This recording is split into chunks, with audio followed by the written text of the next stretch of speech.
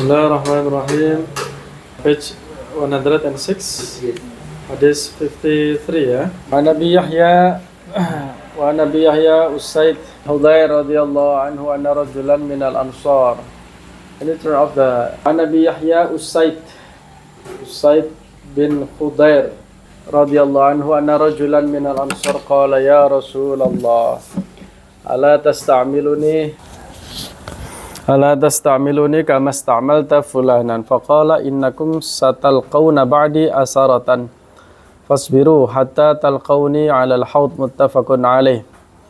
From Abu Yahya Hudayr radhiyallahu anhu, there is a Sahabah Ansar. He said, "O Rasulullah, O the Messenger of Allah, why don't you use us like you did for the fulan, for another person?" And then Rasulullah said, "For verily it will come after my time, my period, you will see asarah." Yesterday we already discussed asarah is bad attitude, bad character from the people who has egocentric, who is stubborn, yeah.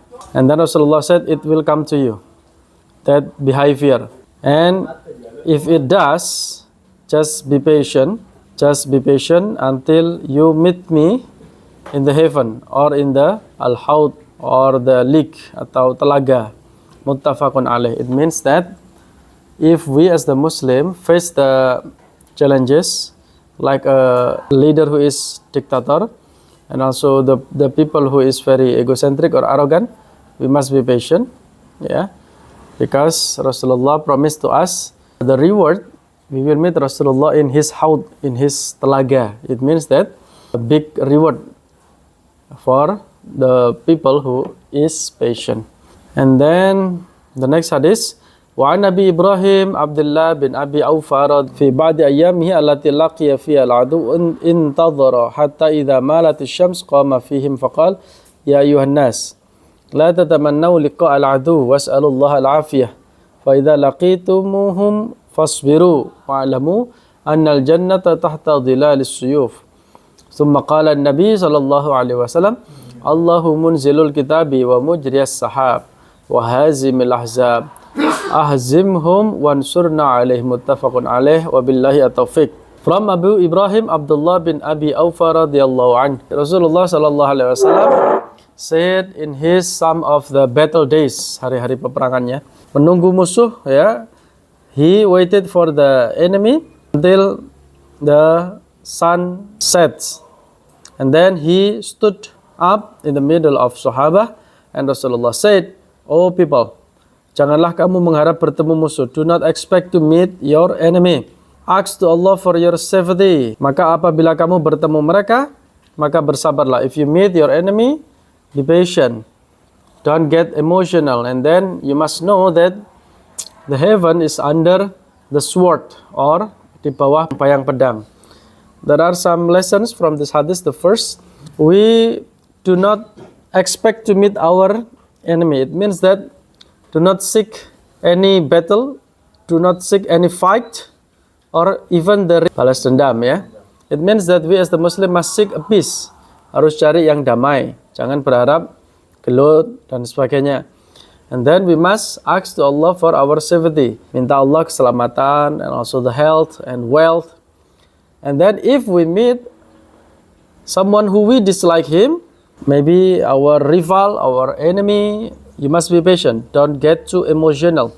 Control yourself. Control your anger. And we must know that someone who is doing jihad, he will enter the paradise. Maksudnya, ketahuilah bahwa surga itu di bawah bayang-bayang pedang. Maksudnya, ganjaran bagi orang yang berjihad. Berjihad fisabilillah at the time when there is a battle. But nowadays there is no jihad, there is no battle in the battle area, yeah. We are living in the Darussalam, not Darul Islam. Indonesia is called by ulama as the Darussalam, not Darul Islam. Darussalam means negeri yang damai. There is no war, there is no battle, there is no perpecah belahan, ya, separatisme. There is no. we are united under the umbrella of Pancasila. So that's why many ulama call this is not Darul Islam.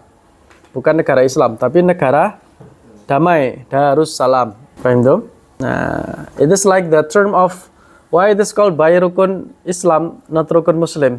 Kok dinamakan rukun Islam, bukan rukun Muslim. Itu Syekh Mutawalli As-Sarawi menjelaskan kalau dinamakan rukun Muslim itu kurang tepat, dan memang istilahnya Allah tidak menggunakan istilah rukun Muslim karena tidak semua Muslim itu menjalankan kewajibannya. Kalau rukun Muslim itu kembali ke individunya, ke orangnya. Tapi kalau rukun Islam ini sudah paten yang menjadi tiang agama. Apa saja rukun Islam? The first, syahadat. Ya, a witness that there is no God except Allah. And then Rasulullah is his messenger, his last messenger. Syahadatain ya. Kemudian yang kedua apa? Salat. Yang ketiga, zakat. Yang keempat, puasa. Yang kelima, haji. Nah, di antara 5 rukun Islam ini, mana yang paling paten? Which one is the most superior? It is salat. Do you know why? Because salat contains the all remaining rukun Islam. How it can be like that? The verse, ulama explained. When someone is praying, of course, there is syahadat in salat. Ketika Anda tahiyat, ada syahadatnya apa enggak? Ya, baik tahiyat awal maupun tahiyat akhir. Masuk kan? Yang ketiga tadi apa? Syahadat, salat, puasa ya. Bagaimana itu? Puasa kok masuk dalam salat? Puasa itu artinya apa? Salat kan menahan. Boleh orang siapa enggak salat orang yang salat sambil makan minum? Enggak boleh kan? Maka dia harus menahan selama prosesi salat itu. Filosofinya sama dengan orang yang puasa, dia harus menahan. Menahan dari segala sesuatu yang membatalkan ibadah tersebut. Yang keempat, dalam salat ada zakat. Zakat itu kan mengeluarkan sebagian harta yang memenuhi syarat. Bagaimana itu salat itu? Kalau kita logikakan begini, orang bekerja itu meluangkan waktu apa tidak? Meluangkan waktu kan? He must give his time to work. What is the goal of working? To earn money. And then from that money, we must pay zakat. Nah, salat itu meluangkan waktu apa tidak? Meluangkan waktu. Waktu yang seharusnya digunakan untuk kerja, digunakan untuk salat. Berarti zakat kita itu adalah dalam sholat itu meluangkan waktu yang seharusnya dipakai untuk bekerja. Bekerja dapat duit dipakai untuk bayar zakat. Maka sholat itu sudah menyita waktu kita yang sudah seharusnya dipakai untuk kerja. Itu kata para ulama. Yang kelima, haji. Haji itu menghadap ke Baitullah. Baitullah itu apa? Ka'bah. Sholat itu menghadap kemana? Kan? Ka'bah sebagai kiblat. Sama, cuma yang tidak di depannya.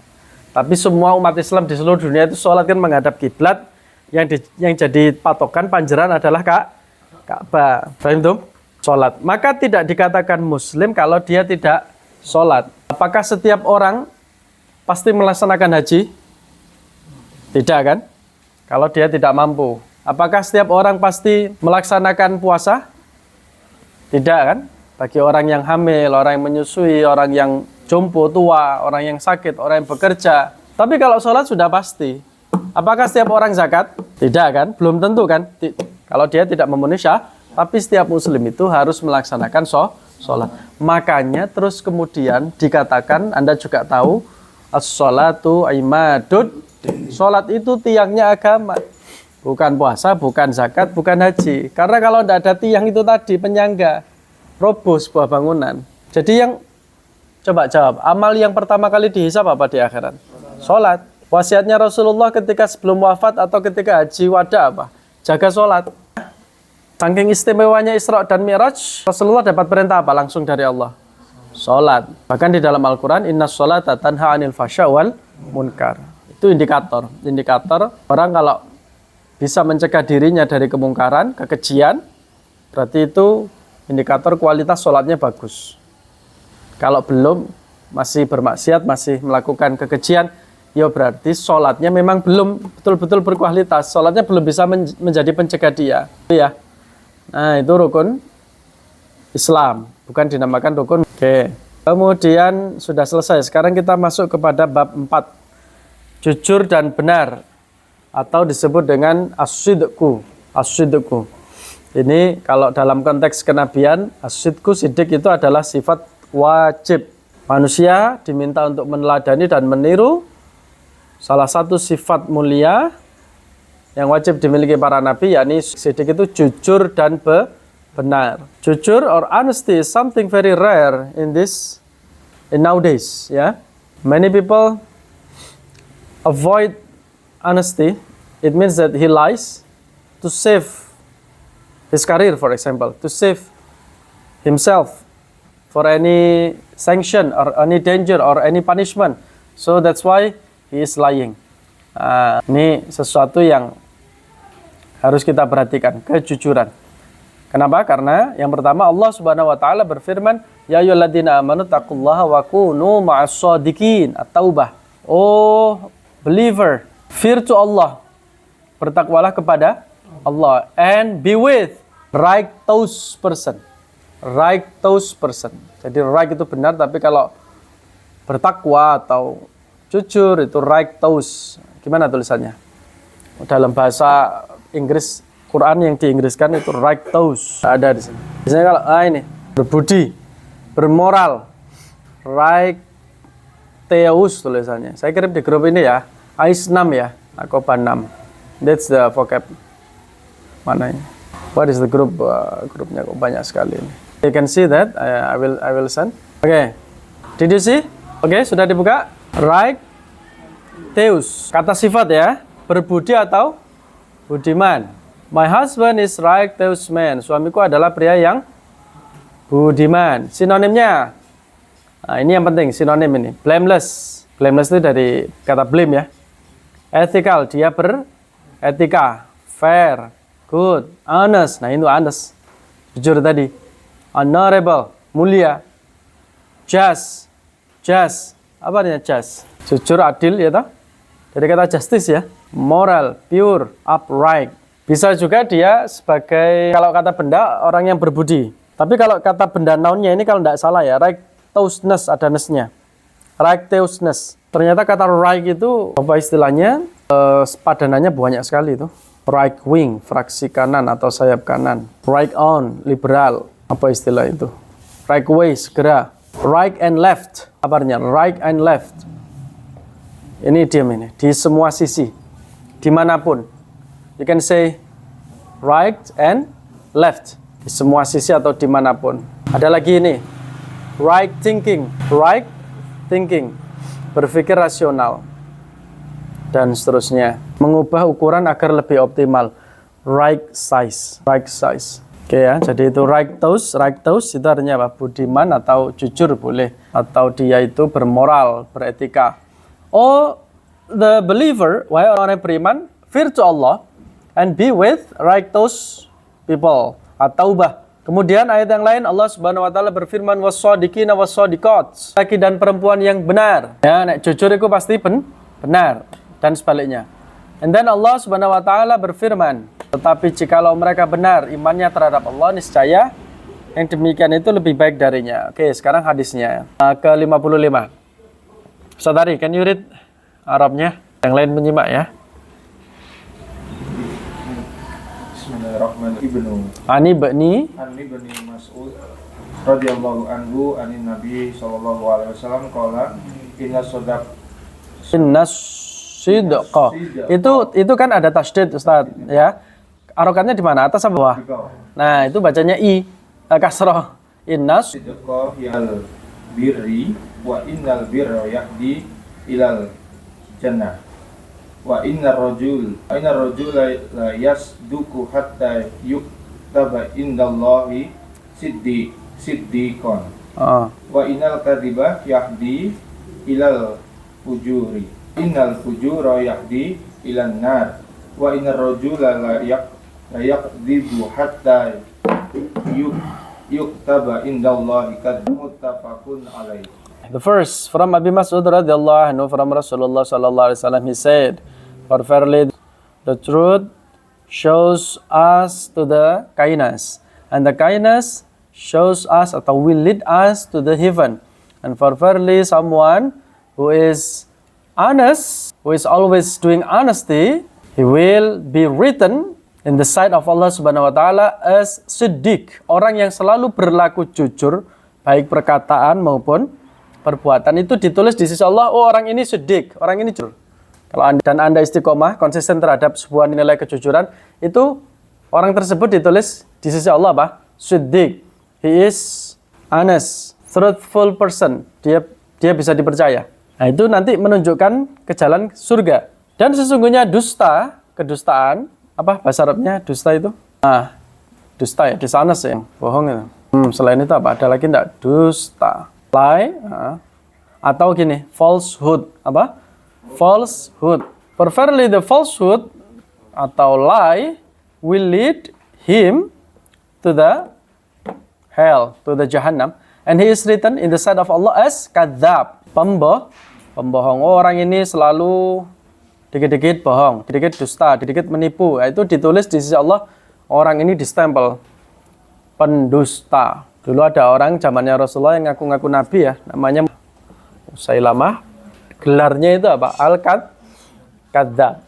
Kadzab itu pembohong, karena dia suka bohong, ngaku-ngaku nabi. Yang pertama, yang kedua, ngaku-ngaku mendapatkan wahyu. Selama Al-Kadzab itu kenapa kok sampai dia berbohong? Karena motifnya sebenarnya pengaruh. Dia tidak ingin kehilangan pengaruh di masyarakatnya. Karena masyarakat berbondong mempercayai Muhammad sebagai nabi. Dia tidak mau kehilangan pengaruh, tidak mau kehilangan massa. Apa caranya dia ingin mendapatkan kembali simpati masyarakatnya itu. Masalah itu sebenarnya. Dia itu sering nguping, sering datang ke majelisnya Rasulullah, terus sering nguping.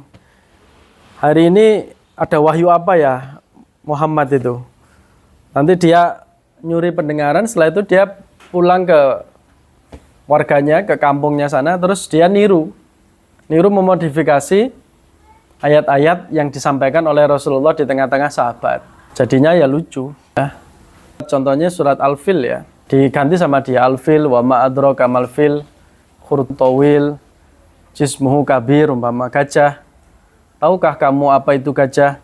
Gajah adalah binatang yang belalainya panjang, badannya besar. Dia ngarang. Dia tidak bisa mengarang kata-kata yang indah seperti Al-Quran. Padahal apa yang diucapkan oleh Rasulullah bukan perkataannya Nabi, tapi itu adalah wahyu. Makanya Al-Quran itu dalam keterangan tafsirnya para ulama, dalam mengutip Al-Quran itu gini, Allah itu kalau bikin tantangan, challenge, bantahan terhadap orang kafir, itu bertahap. Jadi begini, buatkan satu kitab yang, wahai orang kafir, yang seperti Al-Quran atau mendekati Al-Quran. Itu satu. Bahkan Allah menawarkan seandainya seluruh manusia dan jin dikumpulkan jadi satu, membahu, untuk membuat sebuah karya yang menandingi Al-Quran, pasti mereka tidak bisa. Ternyata tidak bisa. Yang kedua kemudian diturunkan lagi sama Gusti Allah. Kalau itu ada dalam Al-Quran, dijelaskan dalam Pak Prof. Quraisyhab itu. Kemudian kalau memang tidak bisa satu kitab, satu surat sajalah. Bikin satu surat yang keindahannya seperti Al-Quran. Balaghahnya, dari segi sastranya, pemilihan diksinya, pemilihan katanya. Tak bisa mereka. Satu ayat saja tidak bisa, diturunkan lagi. Dan kamu sekali tidak akan pernah bisa. Contoh saja, saya kasih contoh secuil saja ya. Al-Quran itu begini, kalau ibarat, did you know the diamond? When you see the diamond, from every angle, you see it is glowing. And then you see from the other side, it is still glowing. Al-Quran itu seperti diamond. Dilihat dari sudut manapun, dia akan memancarkan kilaunya. Dari sudut mana? Mau dari sudut mana kamu membahas Al-Quran? Dari aspek apa? Sastranya? Bahasanya? Angkanya? Mungkin ya? Dan seterusnya. Contoh, kata Al-Jannah itu diulangi dalam Al-Quran jumlahnya sama dengan An-Nar. Kalau dihitung, para ulama itu menghitung jumlahnya sama. Ada balance, surga dan neraka. Kata Al-Hayat, hidup, itu sama dengan Al-Maut. Jumlahnya sama. Mana ada orang bisa ngarang dengan spontan. Kamu bikin novel atau bikin buku lah. Terus sampai segitunya. Itu baru satu aspek loh ya. Kata usbu itu artinya week atau pekan atau satu minggu. Itu dalam Al-Quran diulangi sebanyak 7 kali. Sesuai dengan jumlah hari dalam seminggu. Kata syahr itu 12. Mana ada orang kepikiran kalau bukan sesuatu yang luar biasa. Terus begini, contoh, amma yatasaalun anin nabail azim. Artinya apa? Amma yatasaalun. Tentang apa mereka saling bertanya? Yatasaalun ini saling bertanya. Orang-orang kafir kan saling bertanya. Mereka bingung. Dan pertanyaan ini diulang bagi mereka. Anin nabail azim. Mereka tanya tentang berita yang agung. Naba itu artinya berita. Makanya dinamakan surat An-Naba. Kenapa kok tidak pakai kata khobar saja, sinonim khabar? Kata naba itu beda dengan khobar. Khobar itu adalah kabar biasa sehari-hari. An-Naba itu untuk menggambarkan berita yang belum pernah ada sebelumnya dan ini suatu yang dahsyat. Nah ini dalam pemilihan kata saja sudah beda. Anin nabail azim. Kok tidak pakai khobar? Gitu? Berarti surat Al-Isra umpama. Subhana, kenapa kok diawali subhana? Orang itu kalau kagum terhadap sesuatu yang ajaib, takjub, ajib, indah, spektakuler, itu kan kita disuruh mengucapkan subhanallah. Berarti Isra Mi'raj itu peristiwa yang agung, maka diawali dengan subhanalladzi asra dan seterusnya. Itu saja sudah. Kenapa kok ihdinas siratal mustaqim? Tunjukkan kami, kok enggak saya? Ihdini, kok enggak individu ya? Kok kolektif? Ihdinas siratal. Karena untuk menuju jalan yang lurus kita tidak bisa jalan sendirian. Kita harus bersama jamaah. Iso sampean belajar dewe terus disimpulkan dewe mempelajari otodidak menyimpulkan hukum agama tidak bisa. Kita butuh guru, kita butuh para ulama, butuh kiai, butuh mursyid, butuh para aulia, butuh para nabi. Makanya di situ ihdinas siratal mustaqim. Kenapa kok as-sirat itu kan sebuah jembatan atau jalan yang lebar? Kok tidak pakai kata asyari atau torik? Torik itu kan jalan, syari itu karena ya memang sangat luas sekali, gitu loh. Ihdinas siratal mustaqim dan seterusnya itu beberapa ayat ya. Jadi kalau mempelajari baca tafsir itu luar biasa. Nah itu tadi. Artinya apa? Artinya kalau kita itu terbiasa dan membiasakan kejujuran, kita distempel sama Gusti Allah. Oh si fulan ini adalah orang yang jujur. He is honest person. He is true person. But if we accustomed to tell lie, we always speak something untrue, Allah also will write us as the liar. Allah akan menulis kita, mengecap kita sebagai orang yang pembohong. Dia ini pendusta seperti Musailamah al-Kadzdzab. Oke, satu lagi. As-sani an Abi Muhammad Al-Hasan bin Ali bin Abi Thalib radhiyallahu anhu maqala hafidtu, saya menghafal. I do memorize min Rasulillah sallallahu alaihi wasallam. Tinggalkan sesuatu yang bikin kamu ragu menuju sesuatu yang tidak meragukan. What is hesitate for you to something is sure. Artinya kita jangan terpaku pada sesuatu yang bikin kita ragu-ragu, nanti tidak move on ya. Pilih saja yang pasti. Inna sidqa tuma'nina. Kenapa? Karena kejujuran itu, karena kebenaran itu Anda ragu. Ini halal apa haram? Di luar negeri ya makan. Yang namanya ragu ya ditinggal. Tapi kalau kamu makan apa? Telur, makan ikan ya. Itu sudah pasti halal. Itu kan ya, kepastian akan mendatangkan ketenangan. Dan dusta itu adalah sebuah keraguan, kata Kanjeng Nabi. Saya ulangi, dusta itu keraguan. Coba, orang yang berdusta, berbohong secara psikologis dia was-was apa tidak? Was-was kan, penuh keraguan-raguan kan. Takut ketahuan, memberitahu, takut konangan, umpama PNS ya, takut konangan KPK, takut penyidik, BPK, Badan Pemeriksa Keuangan, atau hal-hal yang kecil lah, Anda bohong terhadap teman Anda, anggota keluarga, itu kan pasti ragu. Piye nek konangan, piye nek ketahuan. Nah, itulah. Itu keraguan-raguan itu kita tinggalkan. Jangan dibiasakan untuk berbohong, untuk mengakali sesuatu yang jelas salah. Dimasuk akalkan kayak apapun juga tidak akan masuk akal. Karena itu bertentangan dengan hati nurani. Paham?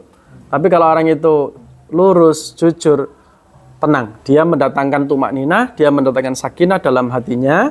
Pikirannya juga rileks, tidak ada tanggungan apa-apa. Tapi kalau kita bohong, kita nilap, kita korupsi, KKN, itu sehari-hari orang itu tidak akan tenang. Pejabat yang melakukan tindak penyelewengan, dia pasti tidak akan tenang. Sewaktu kalau ada KPK datang memeriksa berkas-berkas, mungkin kepikiran terus dia. Walaupun dia sudah lengser loh ya, itu pasti akan diusut. Kalau memang ada laporan, gitu loh ya. Hidupnya tidak akan tenang. kepikiran terus. Ibadahnya juga tidak nyaman. Wallahu alam bishawab. Rabbi fanfa'na bi barakatihim wa hdinal husna bi hurmatihim wa amitna fi tariqatihim wa mu'afatihim. Mawlaya salli wa sallim daiman abada